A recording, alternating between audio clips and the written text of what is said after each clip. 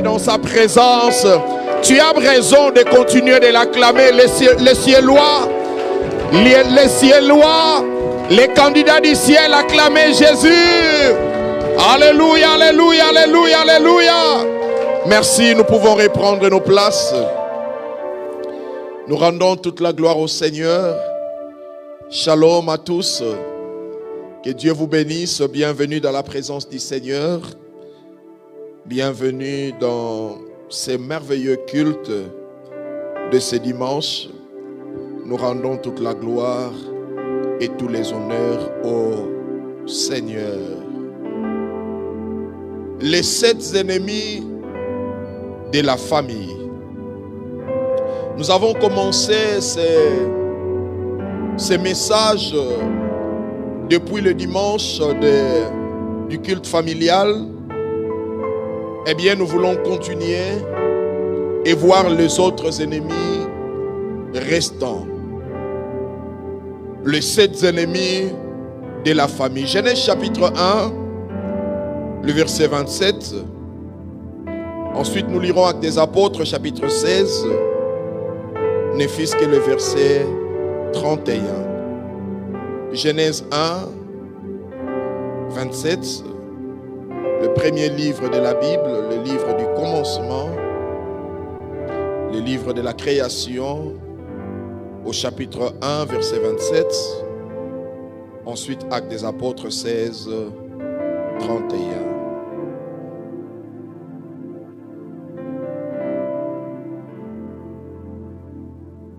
On peut commencer à partir du verset 26.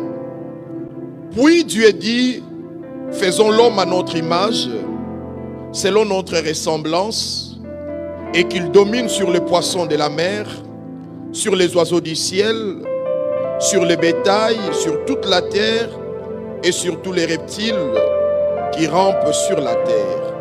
27. Dieu créa l'homme à son image. Il le créa à l'image de Dieu. Il créa l'homme et la femme. 28. Dieu les bénit. Et Dieu dit, soyez féconds, multipliez, remplissez la terre, assujettissez-la, et dominez sur les poissons de la mer, sur les oiseaux du ciel, et sur tout animal qui se meut sur la terre. Actes des Apôtres, chapitre 16, le verset 31.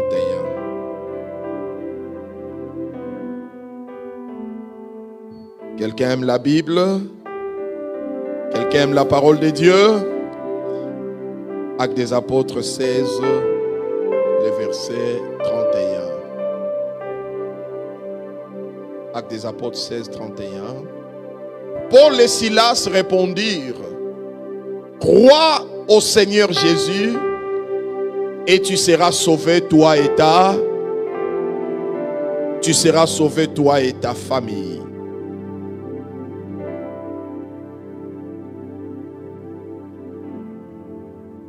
Le premier texte que nous avons lu, Genèse 1, 27.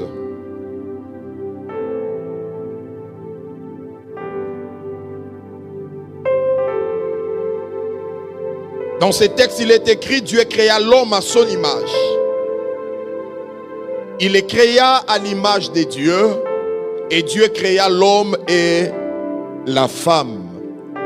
Ce passage de Genèse 1, 27 nous montre que Dieu est le seul instituteur de la famille.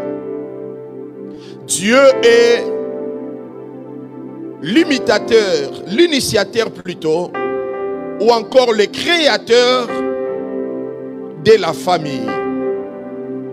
La famille bien-aimée n'est pas l'œuvre d'un homme. La famille a été conçue, pensée, établie, instituée, organisée et même appelée à l'existence par Dieu et Dieu seul. Le Dieu que nous servons,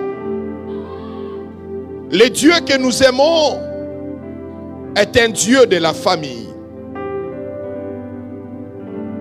Notre Dieu, non seulement qu'il aime la famille, mais travaille aussi avec la famille.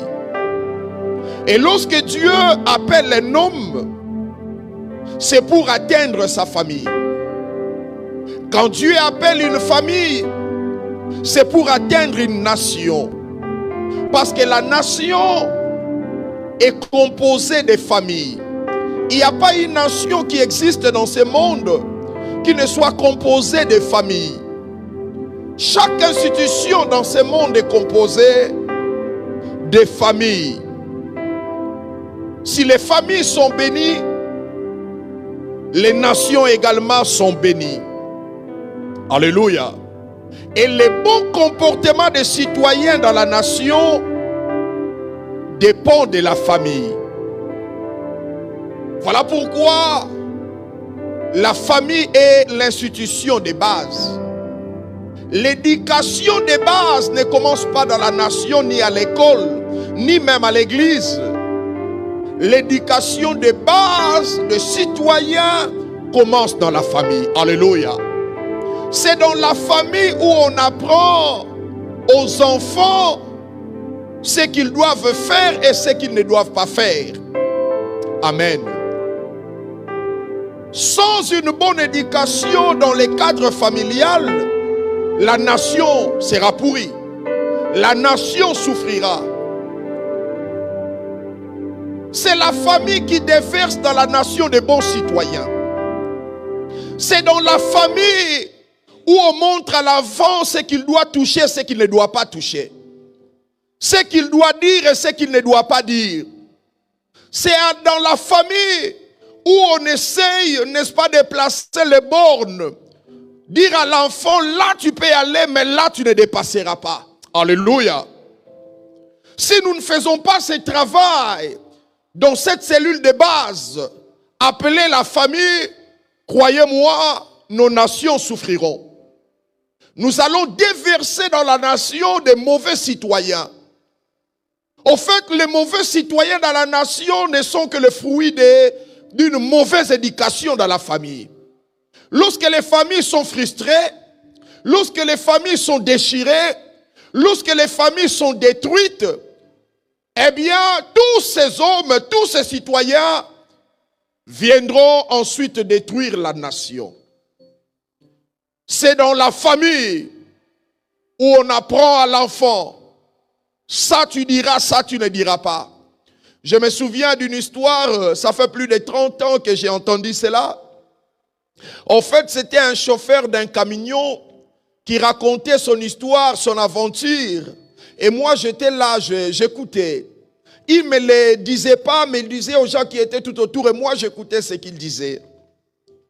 Ces chauffeurs disaient, un jour, ils ont pris leur camion, ils sont allés au village, dans un village au Congo, beaucoup plus précisément au Bas-Congo. Eh bien, arrivé là, leur camion était tombé en panne.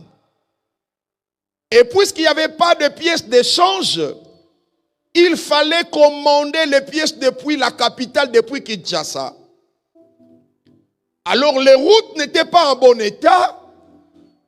Eh bien, pour avoir cette pièce d'échange, ils ont dû attendre pendant 2 semaines. Alors, dans les villages où les camions étaient tombés en panne, ce chauffeur raconta, il dira, ils étaient presque familiers dans ces villages. Pendant ces 2 semaines, ils côtoyaient les gens du village parce que les camions étaient bondés, il y avait beaucoup d'hommes, beaucoup de femmes.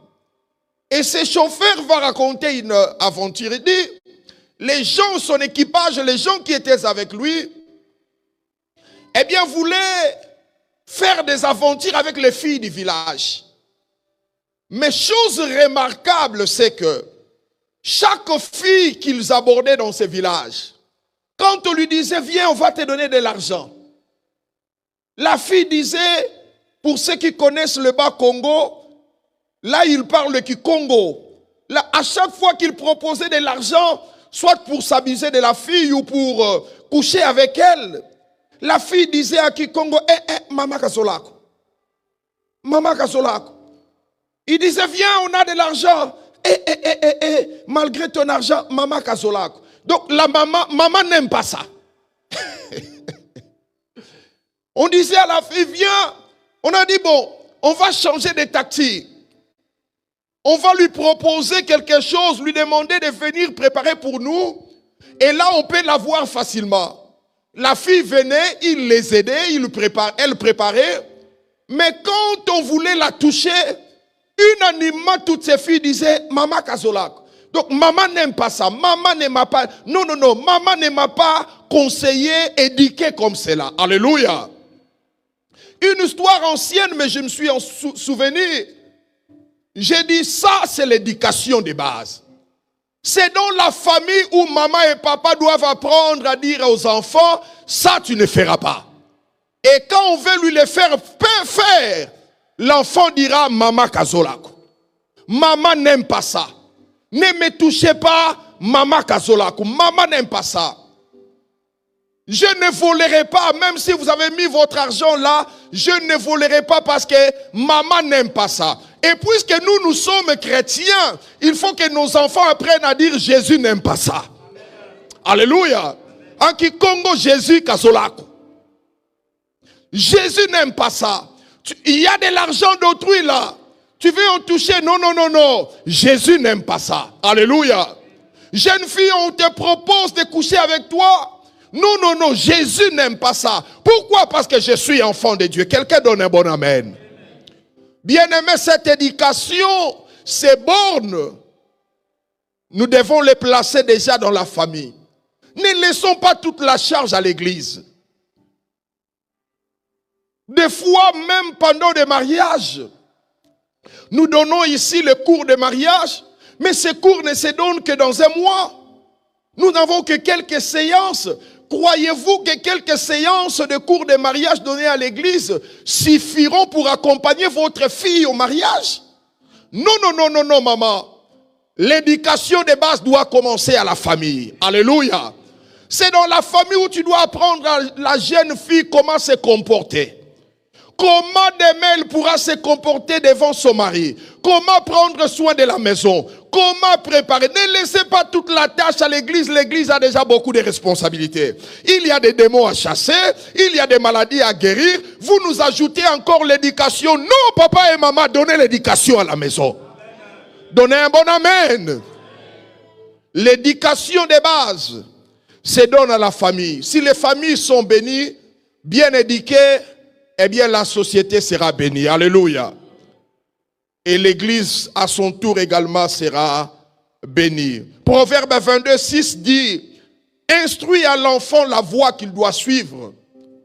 Et quand il sera vieux, il ne s'en détournera pas. Alléluia. Et cela doit se faire dans la famille. Dieu aime la famille. Dieu travaille avec la famille. Dieu bénit la famille. Dieu est un ami de la famille. Alors, quels sont les 7 ennemis de la famille? Nous avons déjà vu les 3 premiers ennemis. Le premier ennemi, nous avons dit, c'est qui? C'est le diable. Le deuxième ennemi, l'anarchie ou le désordre dans la famille. Le troisième ennemi, le fameux téléphone qui divise des familles et des couples. Alléluia. Alors, le 4e ennemi, je ne vais pas reprendre, vous donner ces 3 ennemis. Eh bien, vous n'avez qu'à voir, à visionner la prédication du culte familial. Eh bien, faute de temps, nous voulons directement attaquer et sauter au 4e ennemi. Écrivez. Le 4e ennemi de la famille, c'est le péché des parents. Le péché des parents. Ici, j'aimerais parler aux parents. J'aimerais m'adresser à nous qui sommes parents. Chers parents, tout péché que vous commettez, en secret ou en public, dans l'ombre ou au-dessus de tout le monde, sachez que ce péché aura tôt ou tard des conséquences sur vous-même, sur vos enfants et même sur vos petits-enfants. Alléluia. Tout péché que vous commettez, chers parents, même dans l'ombre, Sachez que le monde spirituel n'a pas de secret. Ce que vous faites dans l'ombre, vous vous cachez devant des hommes, mais le monde spirituel vous voit. Alléluia. Voilà pourquoi ne commettez pas des péchés qui détruiront demain soit vos vies ou la vie de vos enfants. Quand vous parlez aux morts, vous allez au cimetière, dans vos chambres, vous parlez à la maman qui est déjà décédée. Vous parlez aux oncles, aux ancêtres, aux morts. Chers parents, vous êtes en train d'ouvrir la porte aux esprits des morts dans la famille. Et ces esprits, quand ils entreront dans votre famille, ça sera pour vous détruire, détruire vos enfants, détruire les petits-enfants et même toute votre progéniture. Quelqu'un comprend ce que je dis? Faites attention à ce que vous faites, parents. Quand, papa, tu deviens impudique, tu trompes ta femme, tu dis personne ne voit, tu es en train de semer l'impudicité dans votre famille. Quand tu trompes ta femme, tu deviens adultère. Tu ouvres la porte aux esprits d'impudicité dans la famille. Maman, quand tu trompes ta femme, parce qu'aujourd'hui ce n'est pas que des papas, il y a des mamans aussi qui trompent leur mari. Maman, quand tu trompes ton mari, voulais-je dire, tu es en train d'ouvrir la porte aux esprits d'impudicité. Et si tu le fais en secret, demain tes enfants tromperont leurs épouses, leurs maris, pas en secret mais en public. Tout ce que tu fais en secret aujourd'hui, croyez-moi, demain tes enfants les feront en public. Suis-je en train de parler à un parent? Quand tu regardes des films impurs dans ta chambre, parents, papa et maman, je m'adresse à vous, je m'adresse à nous. Quand vous regardez des films impurs dans vos chambres, des films à caractère pornographique, tu dis les enfants ne doivent pas voir. Je suis papa, je m'autorise à regarder ces choses. Je suis maman, je suis adulte, du reste on a dit 18, donc j'ai plus que 18. Je peux regarder ces choses. Ah oui, tu peux les regarder, tu es libre. Mais sachez qu'en regardant ces films, même en secret, papa, maman, vous êtes en train d'ouvrir la porte aux esprits incubes et succubes dans votre famille. Qu'on appelle communément les esprits des maris de nuit et femmes de nuit. En réalité, il n'y a pas mari de nuit et femme de nuit. Non, ça n'existe pas. Mais ce sont des esprits impurs, des esprits mauvais. Parce qu'un esprit n'a pas de sexe. Alléluia. Mais quand cet esprit vient séduire un homme pour détruire sa vie, il prend la forme d'une femme, on l'appelle femme de nuit. Quand cet esprit vient séduire une femme, il porte l'aspect d'un homme, on l'appelle mari de nuit. Mais ce n'est pas un mari, ce n'est pas une femme, ce sont des esprits démoniaques du monde des ténèbres. Et quand vous regardez ces films en secret, croyez-moi, tôt ou tard, vous ouvrirez des portes aux esprits incubes et succubes dans votre famille. Et vous serez étonnés, papa et maman. Vous serez étonnés demain, vos enfants, même celui qui a 10 ans, vous l'attrapez demain en train de regarder ces films. Vous allez vous lamenter et pleurer. Mais ça vient d'où ces choses? Ah, papa, c'est toi qui l'as sémé. Maman, c'est toi qui l'as sémé. Tu as dit, je l'ai fait en cachette. Mais dans le monde spirituel, il n'y a pas de secret. Ce que tu fais même en coucou, dans la cachette, dans la chambre, les hommes ne voient pas. Dieu voit, mais les esprits méchants également voient. Quelqu'un donne un bon amen. David a pris une femme en secret, qu'on appela Bathsheba. Il a fait tuer son mari qui s'appelait Uri en secret. Personne n'a vu. Il a engrossé cette femme en secret. Mais le fils de David appelé Absalom, lui, il a pris les femmes, les concubines de son père David. Il a chassé David au pouvoir, son père, et Achitophel lui a dit, prends les concubine de ton père, couche avec elle sur la toiture afin que tout Israël voie. David a couché avec une seule femme en secret, mais son fils Absalom a couché avec les femmes de son père en public. Quelqu'un attend ce que je dis. Papa, maman, ce que tu fais en secret, tes enfants risquent de le faire en public demain. Papa, si tu tabasses maman en secret, tu donnes des baffles, des gifles, tu tapes maman en secret. Quand les enfants viennent, vous faites semblant. Demain, ne soyez pas étonnés que ton fils tape sa femme, tabasse sa femme en public. J'ai vu des hommes dans mon pays où quand il tabasse sa femme, il va jusqu'à la dénuder. Un homme était à côté de nous, lui s'il ne dénude pas sa femme, c'est comme s'il ne l'a pas tabassé. Il tabasse sa femme, il lui retire l'épargne, la femme court nue dans la parcelle puisque c'était une parcelle commune. Et ce sont les gens des parcelles qui vont prendre un pagne pour couvrir la nudité de sa femme. Papa, si tel est ton cas, tu es un homme faible, tu es un maudit. Parce que la nudité de ta femme, c'est ta nudité. Quelqu'un donne un bon amen. Maman, la nudité de ton mari, c'est ta nudité.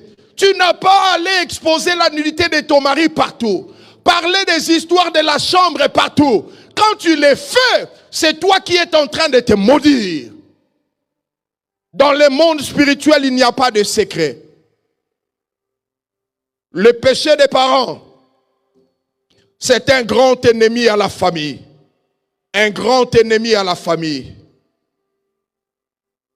Écoutez ce que les enfants d'Israël ont dit dans Lamentation de Jérémie, chapitre 5, verset 7. Les enfants d'Israël ont dit ceci. Nos pères ont péché et ils ne sont plus. Et nous portons la peine de leur iniquité. Quelqu'un attend ça? Les enfants ont dit, ce sont nos pères qui ont péché. Et ils ne sont même plus, ils sont tous morts. Mais nous sommes en train de porter leurs péchés. Nous portons la souffrance. Nous portons la peine de leur iniquité. Oh, je me souviens d'une fille qui était venue chercher la délivrance. Cette fille, elle n'avait que 22 ans. 22 ans, quelle pitié. Au fait, cette fille, partout où elle allait, on l'a renvoyée. Elle s'est inscrite à l'université. Là, l'université l'a renvoyée. Elle a dit, comme ça n'a pas tenu à l'université, je vais aller faire une formation. Elle est allée suivre une formation. Là, en plein milieu de la formation, on l'a renvoyée. Elle dit, bon, comme la formation, ça n'a pas marché, je vais aller travailler. Elle est allée travailler, on l'a renvoyée. Elle a dit, non, ça ne marche pas ici. Alors comme ici au pays, ça n'a pas marché, je vais voyager, aller dans un pays étranger. Elle a fait des démarches, elle a reçu un visa, tout était bon. Elle arrive à l'aéroport d'un pays étranger ici. Eh bien là, tout était ok, mais on l'a renvoyée. Les gens de l'immigration disent, toi tu n'entres pas. On a créé une raison là qui n'a ni pied ni main. Elle a été renvoyée. Et cette fille voulait se suicider. Elle s'est même mariée. Mais même dans les mariages, son mari l'a renvoyée. Son mari l'a chassée. La fille voulait se suicider. Il a dit, mais qu'est-ce que je fais? Quel est le péché que j'ai commis pour souffrir ainsi? Pour qu'on me renvoie partout où je vais? Eh bien, elle est venue chercher la prière. Pendant qu'on priait pour elle, une parole de connaissance est sortie. En fait, la fille n'avait pas commis un péché. C'est son grand-père au village qui avait volé une chèvre d'autrui. Et en volant la chèvre d'autrui, le propriétaire de la chèvre avait parlé. Avait dit, puisque tu as volé ma chèvre au village, non seulement toi tu seras maudit, mais tes enfants, les enfants de tes enfants, des enfants de tes enfants seront maudits.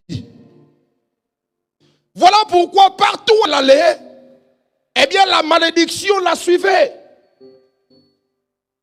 Pourquoi? Parce qu'un homme dans la famille avait péché. Bien-aimés frères et sœurs, chers parents, tout péché que nous commettons aura des conséquences sur nous-mêmes, mais aussi sur nos enfants. Quelqu'un est en train de me suivre? Alléluia. Voilà pourquoi, frères et sœurs, soyons prudents. Mais gloire au Seigneur, parce qu'il y a Jérémie 31, verset 29, où la Bible dit, on ne dira plus, en ce jour-là, on ne dira plus ces proverbes en Israël, que les parents ont mangé des raisins verts et les enfants ont les dents agacées. Alléluia. Jérémie dit, on ne dira plus en ce jour-là, parce que le temps n'était pas encore arrivé. Jérémie parlait, n'est-ce pas, de la venue de Jésus-Christ. Alléluia. Et puisque Jésus est venu aujourd'hui, nous pouvons dire, aujourd'hui on ne dira plus que les parents ont péché et les enfants subissent des conséquences. Non, si tu es en Christ, sache que tu es libre. Oh, suis-je en train de parler à un peuple? La Bible dit, Christ a pris nos malédictions à la croix. Il s'est fait malédiction pour que nous soyons bénis. En recevant Christ comme Seigneur et Sauveur, Jésus nous a introduits dans la bénédiction d'Abraham. La Bible dit, ce sont ceux qui ont la foi en Jésus, qui sont fils d'Abraham. Et la Bible dit toujours dans Galates chapitre 3, Dieu nous a bénis avec Abraham les croyants. En d'autres termes, quand Dieu bénissait Abraham, c'est comme si toi aussi tu étais là. En Jésus-Christ, il n'y a plus de malédiction. En Jésus-Christ, il n'y a plus de condamnation. Si le grand-père a volé sa chèvre, Jésus a payé pour toi cette chèvre. Oh, quelqu'un donne un bon amen. Jésus a payé cette dette. Il n'y a plus de réclamation ni de condamnation. En Jésus, tu es libre. J'ai dit en Jésus, tu es libre. Alléluia. En Jésus, tu es libre. Il n'y a plus de dette. Il n'y a plus de réclamation, il n'y a plus de condamnation, il n'y a plus de chèvres à payer. Le grand-père a volé une seule chèvre, mais Jésus a payé des milliers de chèvres. Alléluia! Pour que toi tu sois libre, car le sang de Jésus vaut des milliers de chèvres. Donnez un bon amen. Mais sachez que dans nos familles, tout le monde n'est pas en Christ. Suis-je en train de parler à quelqu'un? Si le fils aîné est en Christ, peut-être le deuxième n'est pas en Christ. Voilà pourquoi nous, parents, faisons très attention. Très attention au péché que nous commettons. Le péché des parents est un grand ennemi qui détruit la famille.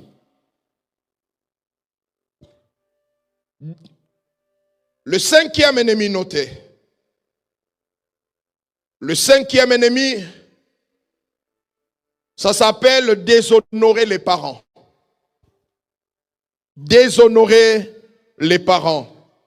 Ici, j'aimerais parler aux enfants. Ici, j'aimerais parler aux jeunes.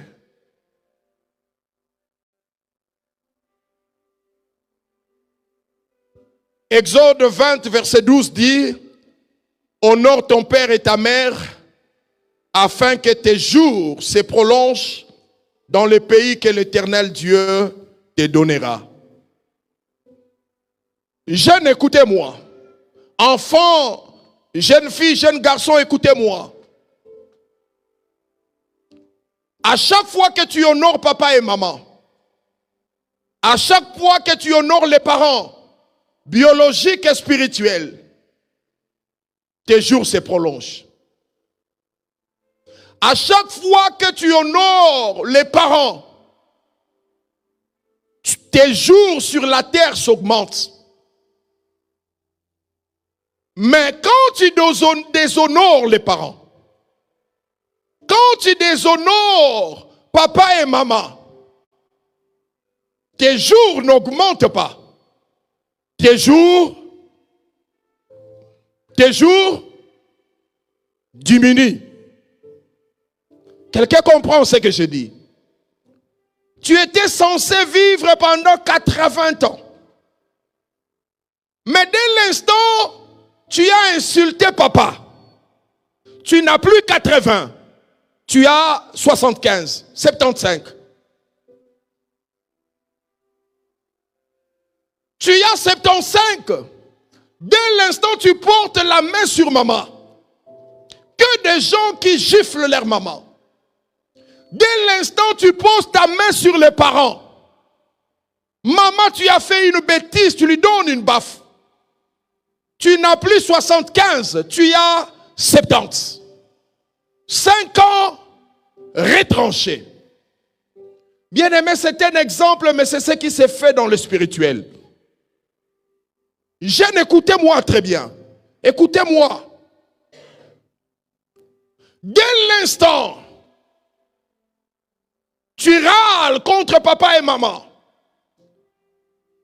contre les parents, biologiques et spirituels, contre les pasteurs, qui est ton père spirituel.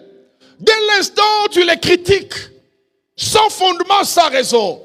Dès l'instant, tu parles mal de lui. Le Père qui te nourrit de la parole de Dieu, le Père qui t'a engendré. Bien-aimé, tes jours sur la terre des hommes sont retranchés. 5, 6 ou 7 ans tombent dans l'eau. Dès l'instant où tu laisses papa et maman souffrir, toi tu as l'argent. Tu as 3 véhicules, 4, 5 même. Mais tu laisses papa et maman marcher à pied. Tu as des véhicules garés dans la maison dont tu n'utilises même pas. Mais papa et maman souffrent. Tu ne les as pas honorés. Parce qu'honorer, c'est au-delà de respecter. Alléluia. Honorer va au-delà du respect. Ce n'est pas seulement honorer en parole, mais en acte aussi.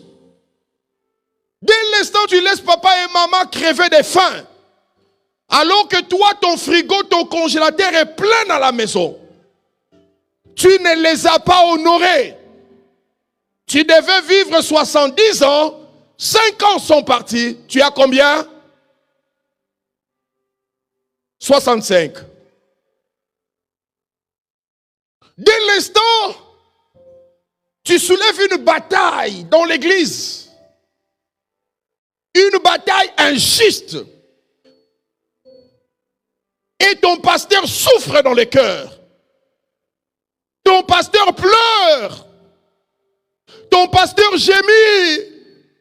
Il verse des larmes devant Dieu à cause de toi. À cause du scandale que tu as soulevé. Bien-aimé, tu devais vivre 65. 5 ans sont partis, tu as combien? 60. Ça semble comme de la blague, mais ce que je vous dis sont des réalités spirituelles. Alléluia. Si ce n'est pas 5 ans, c'est plus que 5 ans. Amen. Plus ou moins, peu importe. Mais la Bible dit, tu veux vivre longtemps. Honore tes parents. Suis-je en train de parler à un enfant? Suis-je en train de parler à un enfant? Alléluia. Apprenons à honorer. J'aime Daniel et Néhémie. Daniel, tout comme Néhémie, n'avait pas péché du tout pour qu'il soit déporté en Israël, en Babylone. Daniel était un enfant, lui avec les autres amis, Shadrach, Meshach, Abednego. Ils se sont retrouvés en captivité en Babylone et ils n'avaient pas personnellement péché. C'était que des jeunes. Néhémie non plus n'avait pas péché. Ce sont leurs parents qui avaient péché. C'était le roi Akab qui avait péché. Mais écoutez, quand Daniel et Néhémie prient, lisez Daniel, lisez Néhémie. Quand ils demandent pardon à Dieu, ils disent, Seigneur, pardonne-nous, nous avons péché. Ils n'ont pas dit, nos parents ont péché, papa a péché, maman a péché. Non, non, non, non. Ils se sont mis dedans alors que ce n'était pas leur péché. Ils ont dit, nous avons péché. Bien aimé, ça c'est honorer les parents. Même si papa est sorcier, ce n'est pas à toi de crier la sorcellerie sur le toit de la maison. Suis-je en train de parler à quelqu'un? Même si maman est réputée sorcière, toi enfant, tu dois l'honorer. Tu dois prier pour elle. Tu dois lui parler de Jésus afin qu'elle soit délivrée. Tu ne dois pas monter sur la toiture de la maison, commencer à crier aussi au vu de tout le monde, ma mère est sorcière. Quand tu le fais, sache que tu ne l'as pas honoré, tu es maudit. Daniel a dit, pardonne-nous. Daniel, ce n'est pas toi qui as péché, c'est les papas. Mais quand il prie, Seigneur, nous avons péché. Ça, c'est savoir honorer les parents. Que des enfants qui ridiculisent leurs parents, qui dénigrent leurs parents. Même si papa n'a pas de diplôme autant que toi, il reste papa. Tu dois l'honorer. Même si papa ne parle pas un bon français, un bon néerlandais comme toi, il reste papa. Tu dois l'honorer. Même si une maman n'est pas si belle que toi, mais tu es sorti de son sein, elle n'est pas belle parce qu'elle t'a donné une partie de sa beauté. Jeune fille, tu dois du respect à maman. Même si maman n'a pas étudié comme toi, même si tu as un gros salaire plus que papa et maman, ce sont des parents, tu dois les honorer. Suis-je en train de parler à quelqu'un? Honore ton père et ta mère. J'aime Jésus. J'aime Jésus. Vous savez, quand vous lisez l'Apocalypse chapitre 5, vous allez découvrir quelque chose. La Bible dit il y eut silence dans les ciels. Et Jean pleurait.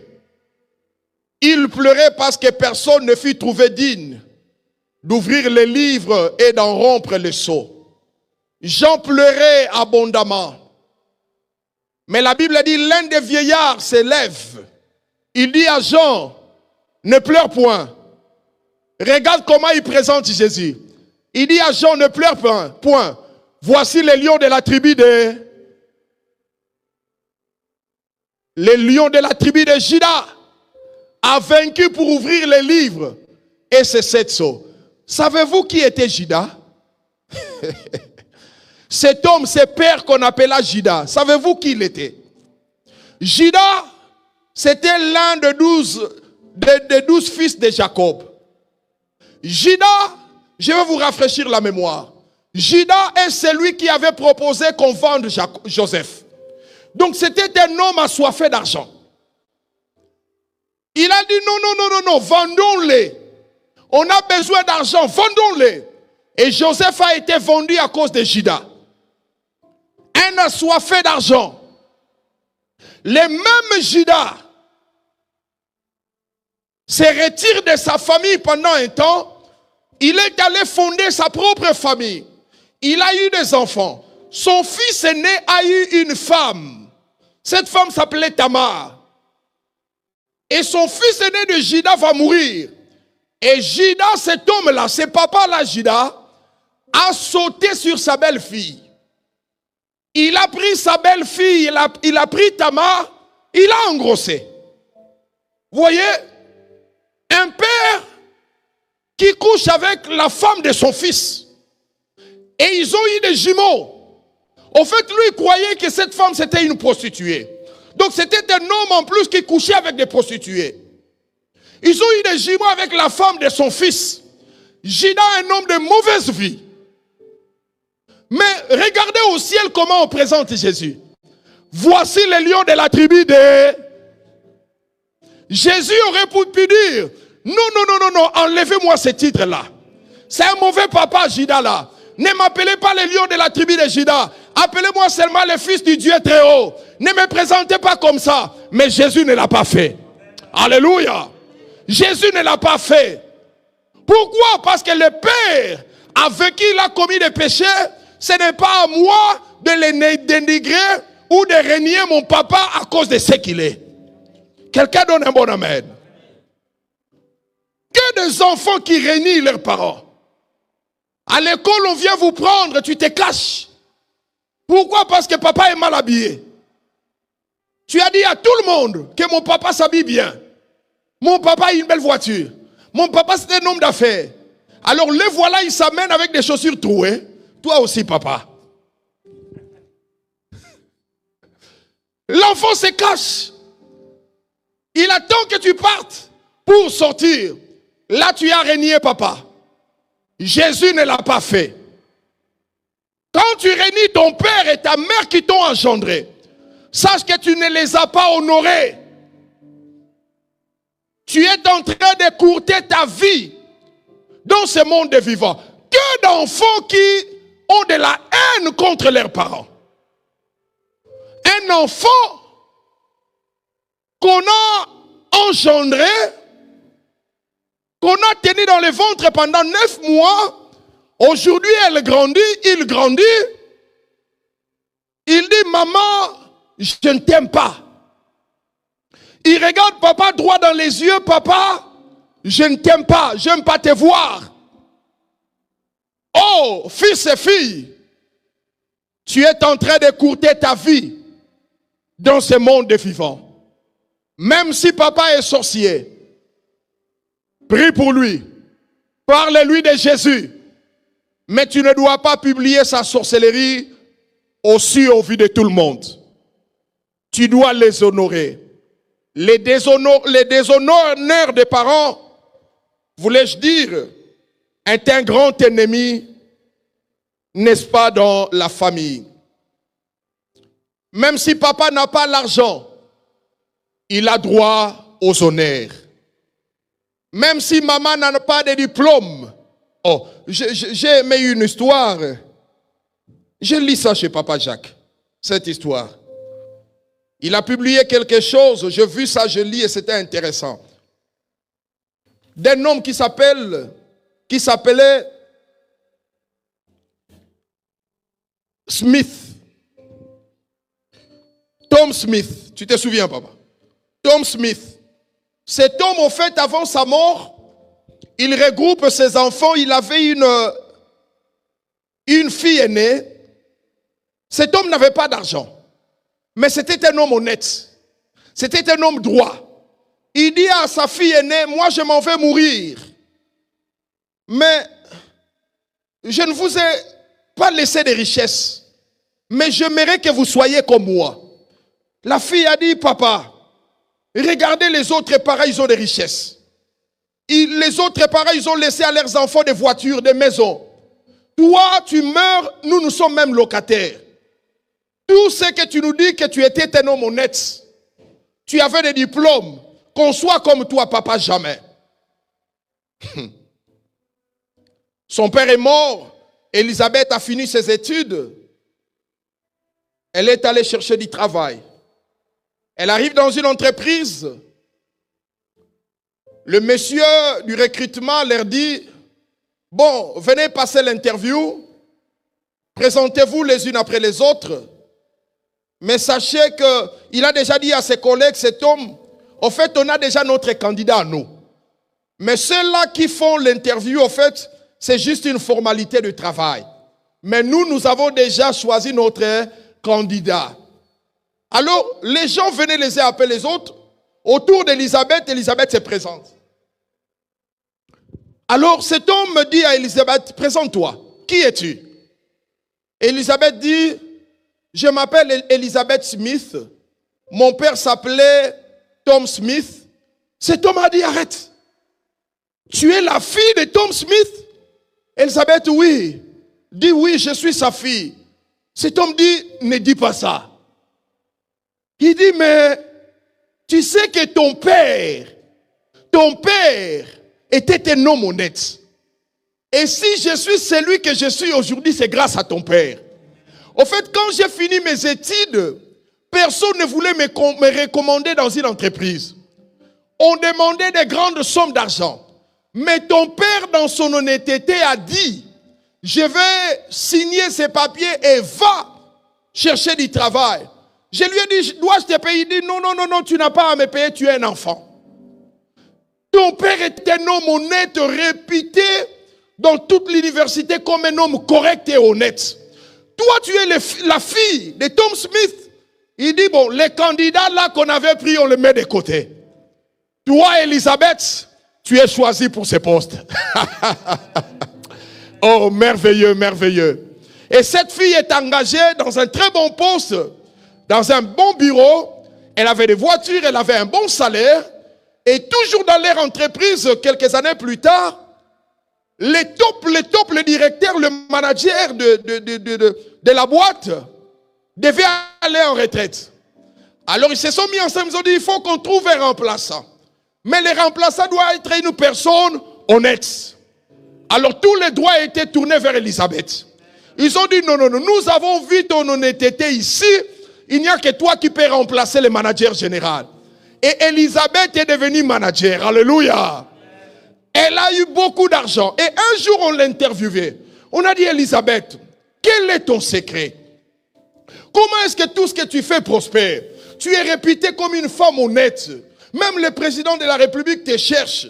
Qu'est-ce qui se passe? Quel est ton secret? Elisabeth a baissé sa vie devant la télé. Elle a baissé sa tête. Elle a commencé à pleurer. Elle a dit, mon secret, c'était mon père. Mais avant sa mort, je l'ai dénigré. J'ai dit, papa, tu nous laisses sans richesse. Tu nous laisses sans argent. Et tu nous dis d'être honnête comme toi. Elle a pleuré. Elle a dit, si je suis celle que je suis aujourd'hui, c'est grâce à mon père. Bien-aimé, l'argent peut finir. Les voitures se dévalorisent. Mais l'honnêteté ne se dévalorise pas. Alléluia. Alléluia. Les enfants, apprenez à honorer les parents. Même s'ils ne vous ont pas laissé de l'argent, eh bien, jouissez de leur honnêteté. Alléluia. Même si papa n'a pas de voiture, tu ne dois pas lui manquer du respect. Même si maman n'a pas de diplôme comme toi, ne lui manque pas du respect. Le peu qu'elle a, c'est le peu qu'elle vous a transmis. Apprenez à honorer, à bénir les parents. Quelqu'un donne un bon amen. Le sixième ennemi de la famille, ce sont les paroles négatives. Les paroles négatives. Proverbe 18, 21 dit, la mort et la vie sont au pouvoir de la langue. Celui qui aime en mangera son fruit. Les paroles négatives sont très dangereuses pour la famille. Bien-aimés, même si les choses ne marchent pas bien dans la famille, ne dites jamais, oh, ma famille est maudite. Non, non, non, non, non. Même si les choses ne vont pas comme tu voulais, ne dites jamais, ma famille est bloquée. Ma famille est nulle. De telles paroles ne doivent pas sortir de ta bouche. Dites rien. Pour l'instant, les choses ne marchent pas dans ma famille, mais ça marchera. Donnez un bon amen. Ne maudissez pas vos familles. Que des gens qui maudissent leur propre famille. Un père qui maudit sa propre famille. Une mère, quand elle se fâche, elle maudit ses enfants. Les enfants qui maudissent les parents, qui maudissent la famille. Non, non, non, que des paroles de malédiction, des paroles négatives ne sortent pas de vos bouches. Même si la famille est pauvre, ne dites jamais de ta bouche, ma famille est pauvre et finira pauvre. Non, non, non. Dites, ma famille manque de moyens pour l'instant, mais Dieu nous bénira. Dieu nous visitera. Alléluia. Même si les choses ne vont pas bien, ne dites pas, ma famille est maudite. Non, non, non, non, non, non. Ta famille n'est pas maudite, ta famille traverse des problèmes, mais le Dieu des solutions se pointera. Le Dieu des solutions se lèvera pour vous. Alléluia. Ne le dites jamais. À chaque fois que vous libérez des paroles négatives, sache que vous êtes en train de libérer une mauvaise atmosphère. Vous êtes en train de libérer des esprits impurs dans vos familles. Regardez David, tout le monde d'Israël disant, avez-vous vu ces géants? Tout le monde reculait devant Goliath. Même le roi Saül disait, tu es jeune, tu ne peux pas combattre ces géants. Tout le monde disait, géant, géant, géant Goliath. Mais lisez cette histoire, David n'a jamais appelé Goliath géant. Il a appelé un circoncis. Alléluia. Bien-aimé, même s'il y a la pauvreté dans la famille, ne dites pas ma famille mourra pauvre. Non, non, non, non, non. Dites ma famille traverse des problèmes financiers, mais Jéhovah Jireh s'élèvera. Jéhovah Jireh interviendra. Jéhovah Jireh ouvrira des portes. Jéhovah Jireh donnera du travail. Jéhovah Jireh nous bénira. Alléluia. Ne maudissez pas vos familles. Même si la chose est là, ne l'appelle pas telle qu'elle est. Oh, suis-je en train de parler à quelqu'un? Ne dites pas cette maladie me tuera. Non, non, non. Là, tu es en train d'appeler Goliath géant, il deviendra géant pour toi. Dites cette maladie est pénible, mais Jéhovah, Sabaoth, Jireh, Rapha me guérira. Alléluia. Bien-aimé, toute parole négative que tu libères à la contre de ta famille, c'est un ennemi qui envahira et qui détruira. Même quand tu te mets en colère, ne maudis pas ta famille. Suis-je en train de parler à quelqu'un? Même quand tu te mets en colère, bien-aimé, faisons très attention avec les paroles. Nombre 14, 28 dit, Dieu dit dans Nombre 14, 28, je vous ferai ainsi que vous avez parlé à mes oreilles. Oh, quelqu'un attend ça. Je vous ferai ainsi que vous avez parlé à mes...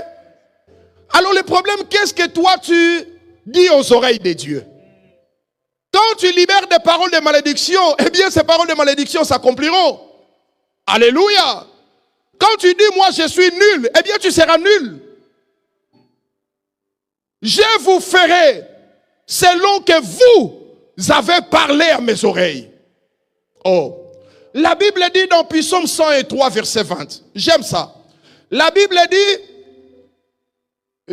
les anges exécutent à la voix de la parole.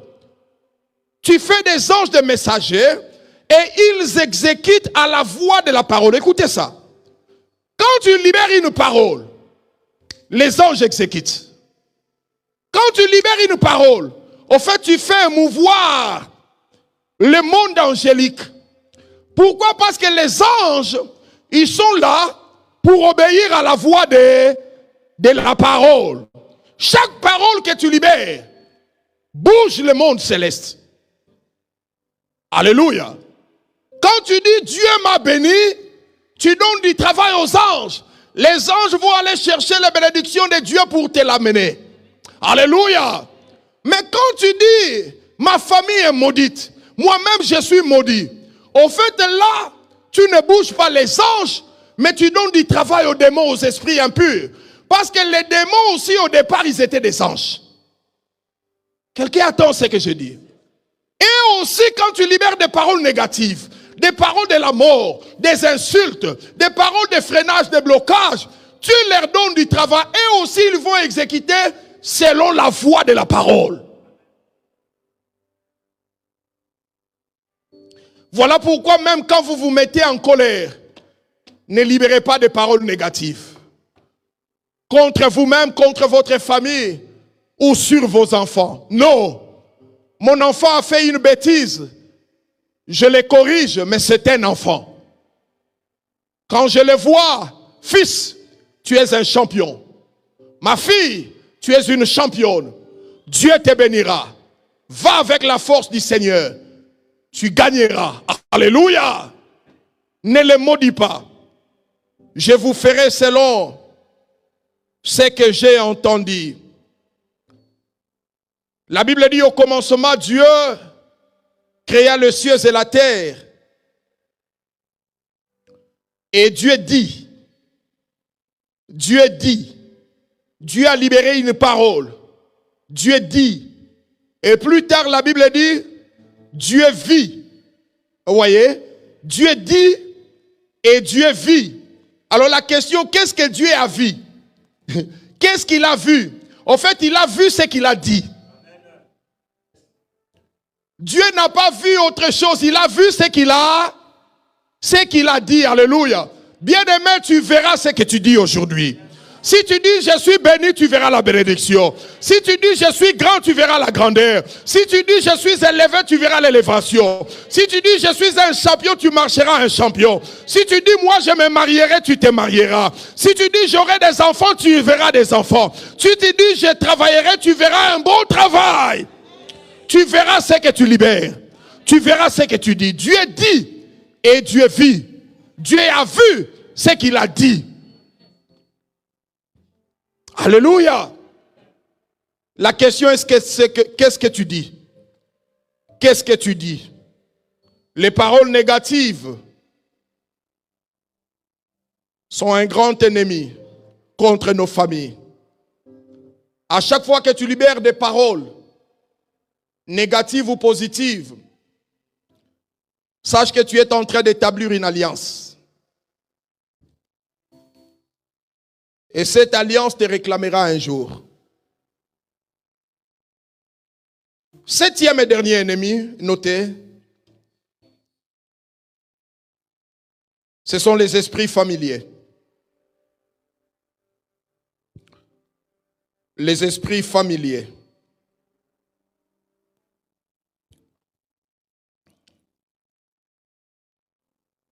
Qui sont des esprits familiers? Eh bien, les esprits familiers, ce sont des esprits qui agissent dans plusieurs familles. Familiers parce qu'ils se familiarisent dans la famille. Lorsqu'ils viennent dans votre famille, ils deviennent comme membres de la famille. Ils agissent dans la famille. Les esprits familiers, ce sont des esprits, une fois qu'ils entrent dans la famille, ce sont eux qui commencent à dicter les choses. C'est cet esprit qui dicte et qui décide de qui se mariera dans la famille et qui ne va pas se marier. Qui réussira et qui ne réussira pas. Qui ira de l'avant et qui restera sur place. Ça, c'est ce qu'on appelle les esprits familiers.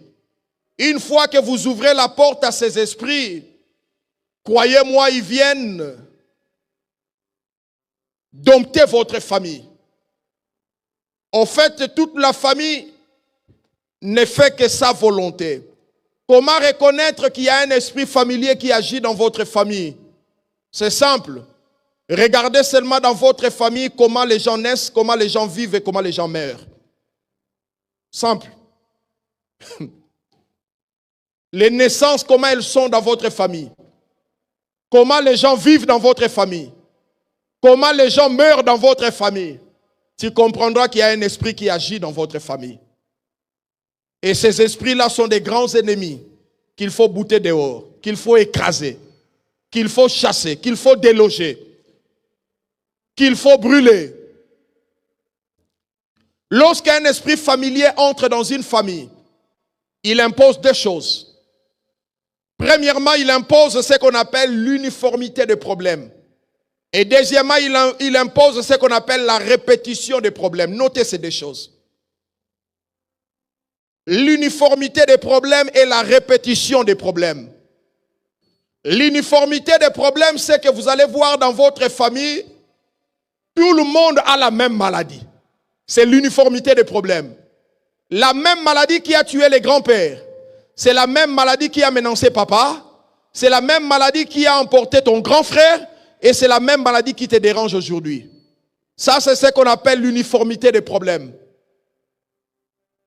Lorsqu'il vient, vous allez voir dans votre famille, tous les hommes ne réussissent pas. Soit il peut faire, il ouvre un peu chez les filles. Les filles réussissent un tout petit peu, mais les hommes sont des délinquants, des pauvres, des fumeurs de chanvre, qui ne dépendent que de leurs sœurs. Il y a des familles comme ça, où tous les hommes viennent quémander au mariage de la sœur. Ça, c'est ce qu'on appelle l'uniformité des problèmes. Ça peut arriver à un seul homme. Mais si le fils est né, le deuxième, les cadets, papa était ainsi, et vous-même vous souffrez du même problème, ça, il y a la présence d'un esprit familier qui vous impose un problème uni. Et vous allez voir des fois, vous avez des rêves tels que vous êtes habillé en uniforme toute la famille. Ça peut arriver une fois. Mais si ces rêves viennent fréquemment, ce n'est pas un bon signe. Ou toute la famille, à chaque fois que tu rêves, vous portez des pannes. Voyez, des pannes de soso. Ou des pannes comment? Non, toute la famille s'habille de manière identique. Toujours dans tes rêves, ça se répète. Non. Ça prouve que toute la famille, vous avez un problème uni. Un problème commun. Ça, ce n'est pas un bon rêve. Alléluia. Lorsque ces esprits s'installent, vous allez voir toutes les filles de la famille, soit elles ne se marient pas. Elles sont belles. Elles sont belles, mais elles ont du mal à trouver du mariage. La fille aînée, le même problème. La deuxième, le même problème. Troisième, le même problème. La cadette, plus jolie que toutes, mais le même problème. Non. Là, il faut allumer le feu. Il y a un esprit familier qui a bloqué le mariage de toutes les filles à la maison. Suis-je en train de parler à quelqu'un? C'est un ennemi qu'il faut chasser. Soit l'esprit familier peut les laisser se marier, mais il va aller bloquer la maternité. Les filles se marient, mais toutes les filles de la famille ont le même problème, le problème de la maternité. Bien-aimé, comment? Une seule peut avoir des problèmes, mais tout le monde passe par les mêmes problèmes. Pour avoir un enfant, il faut des combats. Ah! Non. Là, la famille, il faut s'élever dans la prière. Suis-je en train de parler à quelqu'un? Ça prouve la présence d'un esprit familier qui impose ce qu'on appelle l'uniformité des problèmes. Tout le monde dans la famille a du mal à avoir du boulot ou un travail stable. Alors que vous avez étudié, vous avez des diplômes, vous avez fait des formations, mais aucun d'entre vous n'a un travail stable. Vous n'avez que des travaux d'une semaine, d'un mois, intérim, après ça s'estompe. Non! Il faut se lever et détruire, chasser cet esprit. Ça peut arriver qu'un membre de la famille ait le problème du travail. Mais ça ne peut pas arriver de manière uniforme à tout le monde. Ça prouve qu'il y a la présence d'un esprit familier. Mais quand ces esprits-là viennent, ils imposent aussi ce qu'on appelle la répétition des problèmes. La répétition des problèmes, ça veut dire quoi? Dans une date précise de l'année, il y a un problème qui se répète dans la famille. Vous allez voir dans votre famille, ou quand vous arrivez au mois de décembre, quelqu'un doit mourir. Et c'est comme cela. Vous-même, vous le savez, au mois de décembre, il y a au moins un deuil dans la famille. Pourquoi ces gens-là ne meurent pas au mois de janvier? Pourquoi pas au mois de mars? Seulement au mois de problèmes. Non. Ça, c'est ce qu'on appelle la répétition des problèmes causés par un esprit familier. Au fait, au mois de décembre, quelqu'un doit partir. C'est un Likelemba. Lui, il bouffe chez les autres, mais chez vous, lui, il donne au mois de décembre. Non, bien-aimé. Si vous avez la présence d'une telle situation qui se répète, il y a forcément la présence d'un esprit familier qui attaque et qui détruit votre famille. Suis-je en train de parler à quelqu'un? La répétition des problèmes. À une certaine période de l'année, tu tombes malade. C'est ainsi, ça ne rate pas. À une certaine période de l'année, il y a des accidents. Tu ne fais pas accident au mois de janvier, seulement au mois de juillet ou au mois de juin. Toi-même, tu fais, juin approche, je ferai un accident, je ferai un accident, je ferai un accident, je ferai un accident. Et voilà, tu fais un accident. On te conne ou toi tu connes quelqu'un? Non, non, non, non. Ça, il y a une répétition des problèmes. Ça prouve qu'il y a la présence d'un esprit familier. Devant de telles présences, on ne baisse pas la tête. Il faut relever la tête. Et il faut allumer le feu. Quelqu'un dit après moi, allumer le feu. Il faut allumer le feu. Bien-aimés, nous allons prier. Ma prière est que tout esprit étranger qui combat vos familles, qui détruit vos familles, qui attaque vos familles, soit taillé en pièces aujourd'hui. Alléluia.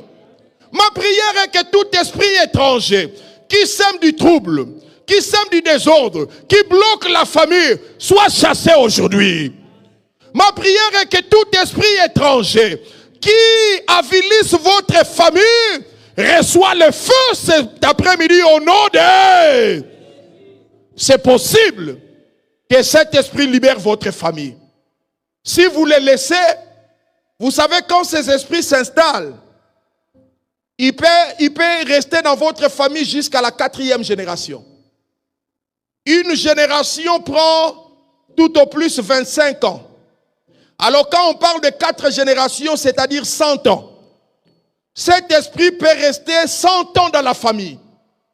Les grands-pères sont morts, papa est mort, et vous continuez avec ces esprits.